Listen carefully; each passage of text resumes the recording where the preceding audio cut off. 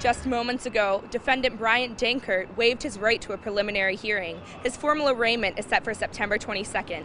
So what can seniors do to make sure that they don't become part of that 25%? These ones here today are making sure that they stay informed about healthcare services and options that are available to them. It's the hope that city employees take today's launch as the first step towards making healthier choices a part of their everyday lives. Kelly Peters, Channel 11 News. Now, they also told us that the buses that left from here yesterday headed to Atlanta were at full capacity, filled with students and fans. Now, as a final reminder, tip-off will be at 10 p.m. on CBS. You don't want to miss it. Reporting live from Manley Fieldhouse, Kelly Peters, NCC News. But despite these heated calls for action, the legislators' agenda failed to address these topics directly. With the defense resting sooner than expected, closing arguments are set for this afternoon, meaning the jury may get this case as early as this evening. Though college-age students are supposed to be consuming 3 servings of dairy daily, many are substituting with sugary drinks like soda, putting them at a greater risk for metabolic diseases.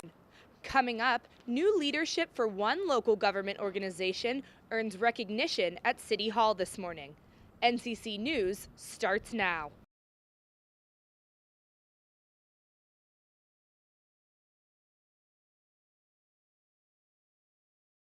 The Common Council's Public Safety Committee met earlier today to assess the progress of the re-established Citizen Review Board, and committee members had nothing but good things to say. The Syracuse Common Council held a Public Safety Committee meeting in City Hall this morning. The session served as an update on the newly re-established Citizens Review Board, also known as the CRB. This meeting was the first since the CRB was revamped with new leadership last spring. The former group was absolutely dysfunctional.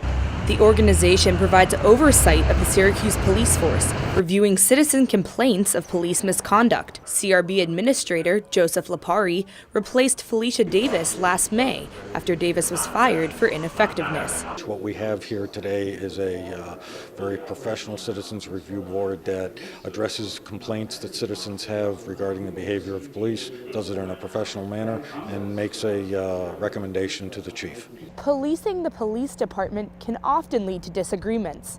Still, both parties say that the law enforcement and the board currently have a strong relationship. I think you're doing a fantastic job so far. I view everybody that I've had communication with has been very professional in the way that you go about your business, and I appreciate having you as a chief of police and as a citizen. There'll be issues in the future that we'll continue to sort of butt heads over, but as long as we can sort of talk through these and make ourselves clear to each other without, making it personal, then I think, that's our job to do that. Lapari says the CRB will now work to increase community involvement, encouraging citizens to voice complaints in a legitimate fashion for the utmost effectiveness. And besides strengthening outreach, Lapari said he's also looking to keep improving the board's relationship with the police department. He said they're considering making it a requirement for officers to come to these grievance hearings in the hopes that it will better open up the dialogue with citizens. Are you a soccer player? At Syracuse University, October 31st brings spooky festivities for all. But the true ghosts and goblins that have recently been haunting campus also came out this past Wednesday. While walking on Waverly Avenue towards Fagan's Cafe and Pub, one group of SU seniors was approached by a stranger. What happened next shocked all 3 of them. He grabbed me and I was like, Pat, and then Pat came and saved the day. So I pushed him and he's like, oh, I didn't do anything wrong, And he comes around her again and he's like groping her, so I grabbed him by the neck and threw him to the ground. And in light of the recent uptick in crime near and on campus this semester, the university's Department of Public Safety says it has protocol in place to deal with incidents like this. So you've got to have one unit staying with the victim, and then they'll get the information out on the radio, a description of the suspect, the direction they were last seen traveling. But as the Marshall Street bars begin to let out for the evening, there are simply no DPS cars in sight. Wednesday night's victims were fortunately able to find a DPS officer immediately following the incident. But protocol, as described by Lentz, simply was not followed. I told DPS, and then DPS didn't find him. And as students prepared to walk home, they said calling DPS would be useless. They could already predict the response.